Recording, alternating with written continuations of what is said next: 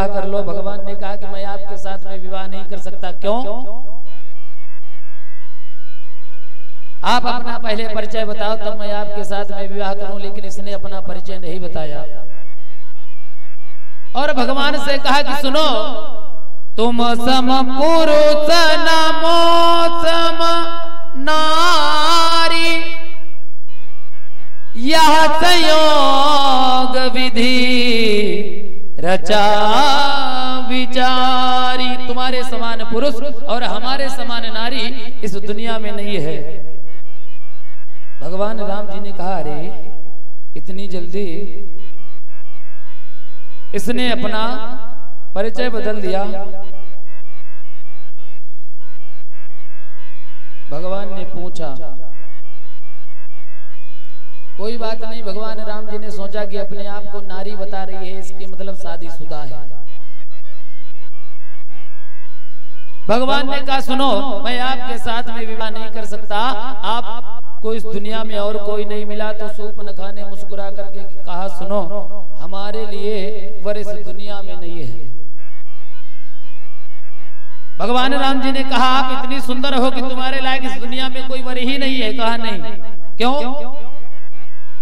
कहा, मैंने तीनों लोकों में खोज लिया, हमारे लिए कोई वर ही नहीं बनाया ब्रह्मा जी ने। भगवान राम जी मुस्कुराए और कहा, वाह, तुम्हारे लायक कोई वर ही नहीं बना। कहा, नहीं। मम अनुरूप पुरुष जग माही, देखियो खोज लोक तिहु नाई। तीनों लोकों में खोज लिया, हमारे लिए कोई पुरुष ही नहीं बनाया। भगवान राम जी ने कहा कि सुनो, तो हम आपके लिए क्या कर सकते हैं? तो कहा, हमारे साथ में विवाह कर लो। इसीलिए मैं आज तक कुंवारी बनी रही कि आपने हमारे साथ में विवाह नहीं किया। भगवान राम जी से शूर्पणखा ने कहा कि ताते अब लगी रहूं कुंवारी, ताते अब लगी रहूं कुंवारी, मनुमाना कछो तुम ही निहारी, मनुमाना कछो तुम ही निहारी। महाराज, इसने कहा कि ताते अब लग रहूं कुमारी, मनुमाना कछ तुम ही निहारी। हमारे मन में आया कि आप बड़ा सुंदर लग रहे हो, आपसे विवाह कर लूं। तो भगवान ने कहा, सुनो शूर्पणखा, हमारा तो विवाह हो चुका है। अगर आप ना मानो तो सामने देखो, हमारी पत्नी जानकी जी बैठी हैं। भगवान ने सीता जी को देख करके कहा कि सुनो, सीतई चितई कही प्रभु बाता, आहाई कुमार मोर लघु भ्राता। जाओ, हमारा तो विवाह हो चुका है, लेकिन हमारा छोटा भाई अभी कुंवारा है, उसके साथ में विवाह कर लो जा करके। भैया, बाबा गोस्वामी तुलसीदास जी ने रामचरितमानस में लिखा है कि भगवान राम जी ने शूर्पणखा से कहा कि आहाई कुमार मोर लघु भ्राता, हमारे भाई लक्ष्मण जी के पास में चले जाओ, वो अभी कुमारे हैं। जबकि दुनिया वालों को पता है कि राजा जनक के दरबार में एक ही मंडप के नीचे चारों भाइयों का विवाह हुआ था, राम लक्ष्मण भरत शत्रुघ्न। राम जी का विवाह मैया जानकी जी के साथ में हुआ, लक्ष्मण का विवाह उर्मिला के साथ में हुआ, भरत का विवाह मांडवी के साथ में हुआ, सबका विवाह हुआ। फिर बाबा गोस्वामी तुलसीदास जी ने झूठ क्यों बोला? बाबा गोस्वामी तुलसीदास जी ने झूठ नहीं बोला। फिर क्यों? क्योंकि बाबा गोस्वामी तुलसीदास जी ने लिखा है कि आहाई कुमार मोर लघु भ्राता।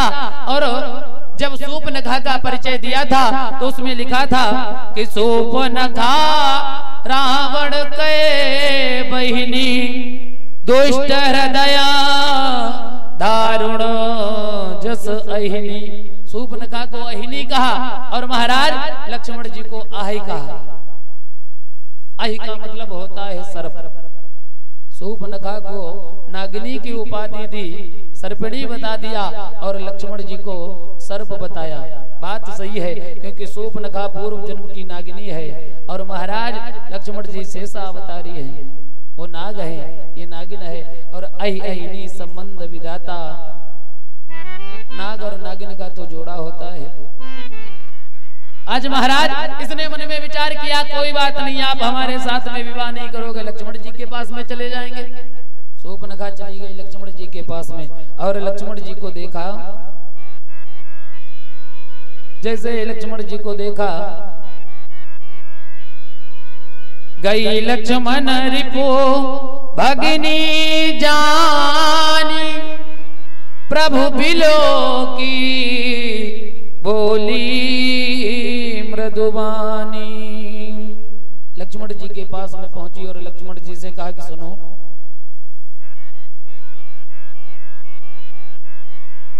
लक्ष्मण से बोली मुझे देख, क्यों मंद मंद मुस्काते हो, अरे वो तो है ब्याहे हुए मगर तुम कुंवारे अभी दिखाते हो।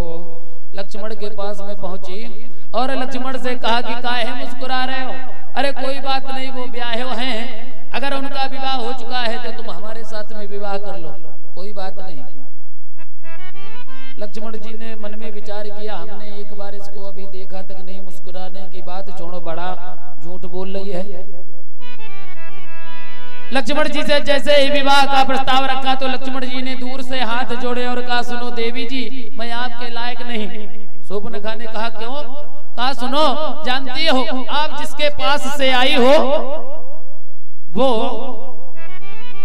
राजा है, और राजा चाहे एक विवाह कर ले, चाहे दो कर ले, चाहे चार कर ले, कोई दिक्कत नहीं, उन्हीं से विवाह करो जा करके।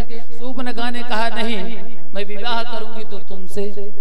लक्ष्मण जी बोले, बड़ा हठीली है।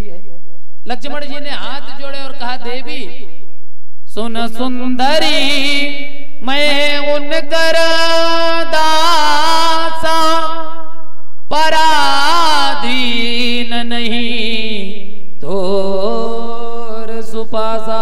मैं उनकर दास हूँ, मैं राम जी का दास हूँ जिनके पास से आप आई हो, और मैं दास होऊंगा। अगर आपका विवाह हमारे साथ में हो गया तो आपको दासी बन करके रहना पड़ेगा। शूर्पणखा ने मन में विचार किया कि मैं राजकुमारी हूँ और दासी का जीवन कैसे जीऊंगी।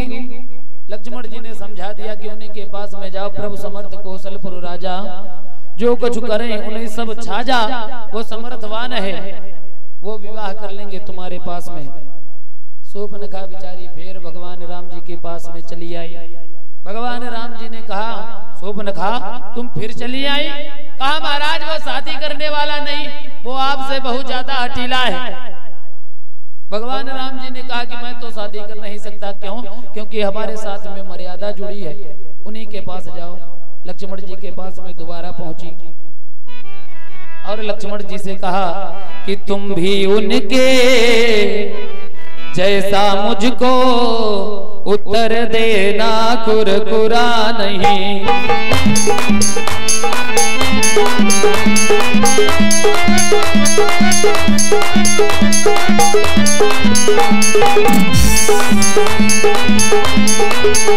तुम भी उनके जैसा मुझको उत्तर देना, कुरकुरा नहीं।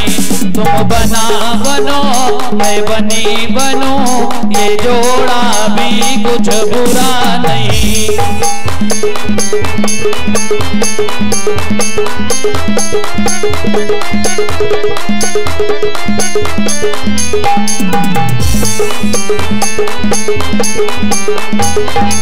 महाराज लक्ष्मण से बोली कि सुनो, अब आप हमारे साथ में विवाह कर लो। तुम भी उनके जैसा मुझको उत्तर देना, कुरकुरा नहीं। तुम बना बनो मैं बनी बनूं, ये जोड़ा भी कुछ बुरा नहीं। तुम हमारे साथ में विवाह कर लो। लक्ष्मण जी ने पुनः हाथ जोड़े, देवी जी हम आपके लायक नहीं, उन्हीं के पास में जाओ। अब खिसिया गई क्योंकि भगवान राम जी के पास में पहुंची। भगवान राम जी ने लक्ष्मण जी के पास में भेज दिया। लक्ष्मण जी के पास में पहुंची तो लक्ष्मण जी ने राम जी के पास में भेजा। इसने मन में विचार किया कि हमारा विवाह तो हो जाए, लेकिन काठ सीता बैठी है तब तक हमारा विवाह होने वाला नहीं। इसके मन में बहुत गंदा विचार आया, और गंदा विचार आने की बात यह है क्योंकि ये निशाचरी है, और निशाचर के अंदर कभी अच्छा विचार आ ही नहीं सकता। वो यही सोचेगा, जो निशाचर होगा वो केवल यही सोचेगा कि दूसरों को कैसे परेशान किया जाए किसी भी बात पर, चाहे जो कुछ हो। नहीं कुछ होगा, आपने होली दीपावली होली में देखा होगा कि नहीं कुछ होता है, अगर उसके पास में रंग नहीं है तो कहा तुम्हारे गोबर ही लगा दे, कहा जमीन से उठा के चाले ही लगा दे। क्यों? क्योंकि वो निशाचर है, और जो देवता होगा वो गुलाल लगाएगा, गले मिलेगा, आपसे प्रेम करेगा, और जो निशाचर होगा वो तो जो मन में आएगा वो करेगा। महाराज इसका दोष भी नहीं, इसने सोचा क्यों ना सीता को ही खा जाऊं, उसके बाद में सारी जो व्याधियां हैं सब दूर हो जाएंगी। इसने किया क्या? धाई सीता की तरफ जब ये निज मुख फाड़, अरे सहन न लक्ष्मण से हुआ इसका ये खिलवाड़। लक्ष्मण जी को सहन नहीं हुआ। क्यों? किसी ने पूछा महाराज एक बात बताओ, भगवान राम जी को इतना खराब नहीं लगा क्योंकि सूर्पनखा जब सीता जी की तरफ भागी, क्योंकि सीता तो राम जी की पत्नी है और उन्हें खराब लगना था, लक्ष्मण जी को क्यों खराब लगा? तो महाराज बाबा गोस्वामी तुलसीदास जी ने बताया, भैया जब महाराज लक्ष्मण जी अपनी मैया सुमित्रा जी के पास में गए, कहा माँ भगवान राम जी 14 वर्ष के लिए वनवास जा रहे हैं, मैं भी उनके साथ में जाना चाहता हूँ। मैया ने कहा बेटा आज मैं धन्य हो गई, हमारी कूख धन्य हो गई कि तुम्हारे जैसे बालक ने जन्म लिया।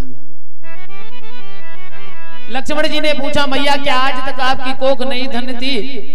क्या आज तक आप पुत्रवती कहने के योग्य नहीं थी? तो महाराज सुमित्रा जी ने कहा कि बेटा जानते हो पुत्रवती माँ कौन सी होती है? कौन सी? तो बताया कि पुत्रवती युवती जग सोई, रघुपति भगत जासु सुत होई। जिसका पुत्र भगवान के चरणों का अनुरागी होता है वो माँ पुत्रवती कहने के योग्य होती है। लक्ष्मण जी ने कहा माँ अब मैं जाऊं? मैया ने कहा हाँ जाओ। लक्ष्मण जी चलने लगे तो मैया ने कहा बेटा एक बात बताओ, तुम वनवास तो जा रहे हो, अगर तुम्हें वहां हमारी याद आएगी तो क्या करोगे? तो लक्ष्मण जी ने रोते हुए कहा कि माँ किसी बट वृक्ष के नीचे बैठ जाएंगे और रो लिया करेंगे। मैया ने कहा बेटा अगर तुम वहां जाओगे और रोते रहोगे तो भगवान राम जी की सेवा में विघ्न नहीं पड़ेगा। तो लक्ष्मण जी ने रोते हुए कहा कि भैया फिर क्या करें? तो कहा सुनो आज से मैं तुम्हारी माँ नहीं और महाराज दशरथ तुम्हारे पिता नहीं। लक्ष्मण जी बड़ा चिंतित हो गए, मैया के चरणों को पकड़ लिया और कहा माँ आपने हमसे रिश्ता क्यों खत्म कर लिया? तो मैया ने कहा बेटा आज से तुम्हारे माता पिता कोई और है।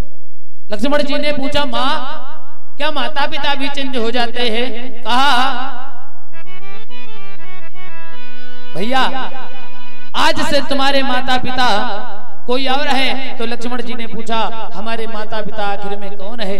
तो कहा बेटा तात तुम्हारी मातु दे पिता राम सब भांति स्नेही। आज से तुम्हारे माता पिता मैया जानकी माँ है और पिता महाराज राम जी हैं। और भैया अगर किसी पुत्र के सामने किसी के माता पिता का अपमान करोगे तो वो पुत्र सहन नहीं करेगा, बाद में होगा सो देखा जाएगा। इसीलिए लक्ष्मण जी को क्रोध आ गया और लक्ष्मण जी ने क्या किया? उठाई अपनी तलवार, लक्ष्मण तिलांघव सोनाक कान बिनु कीन ताके कर रावण का मन हो चुनौती दीन। लक्ष्मण जी ने उस शूर्पणखा के नाक और कान काट लिए। शूर्पणखा बड़बड़ाई और लक्ष्मण जी के तरफ उंगली उठाई और कहा सुनो तुमने आज हमारे नाक और कान को काटा है, तुम्हें इसका बदला चुकाना पड़ेगा। आज महाराज अपने रूप में आकर के शूर्पणखा भाग खड़ी हुई खरदूषण के पास में पहुंची। खरदूषण ने देखा कि बहन तुम्हारा ये हाल किसने किया? तो शूर्पणखा रोने लगी, भैया मैं पंचवटी में गई थी, वहां 2 बालक आए हैं, उन्होंने हमारी ये दशा कर दी। खरदूषण को बड़ा क्रोध आया। खरदूषण अपनी सेना को लेकर के आया। भगवान राम जी ने मोहिनी बाण चला दिया, जितनी भी सेना थी सब खत्म हो गई। खरदूषण के साथ में युद्ध किया, खरदूषण को युद्ध में पराजित कर दिया। अब इसने सोचा, भैया मालूम है शूर्पणखा जो है वो चाहती है रावण का वंश विनाश। क्यों? क्योंकि इसने भगवान राम जी से कहा था ना,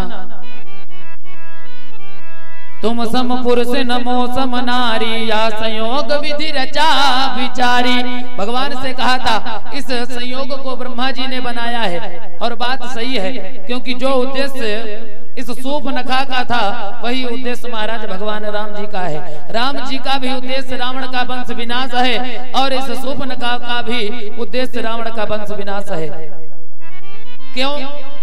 ये शूर्पणखा रावण की बहन थी। रावण के दरबार में एक मंत्री था विद्युत जी, इसे उस विद्युत जी के साथ में प्रेम हो गया, और महाराज इसने बिना रावण को बताए ही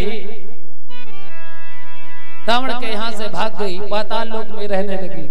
रावण ने देखा, अरे हमारी बहन एक मंत्री के साथ में चली गई, तो रावण को बड़ा क्रोध आया। लेकिन रावण बड़ा बुद्धिमान था, उसने सोचा कि ऐसे अगर हम शूर्पणखा को बुलाएंगे तो लोग हमें कलंक लगाएंगे। तो महाराज इसने अपने बहनोई विद्युत जी के साथ में धीरे से रिश्ता बढ़ाया, और जब विद्युत जी और शूर्पणखा लंका में आने जाने लगे, एक दिन रावण ने कहा विद्युत जी से कि मुझे आपके साथ में तलवारबाजी करना है। और विद्युत जी इतना बड़ा तलवारबाज था कि महाराज उसके समान कोई था ही नहीं, रावण भी उसके सामने नहीं टिकता था। उस रावण ने विद्युत जी के साथ में छल किया, तलवारबाजी की, अपनी तलवार को नीचे छोड़ दिया, और जैसे ही विद्युत जी झुक करके उठाने लगा तो उसने पीछे से दूसरी तलवार निकाल करके विद्युत जी का सर कलम कर दिया।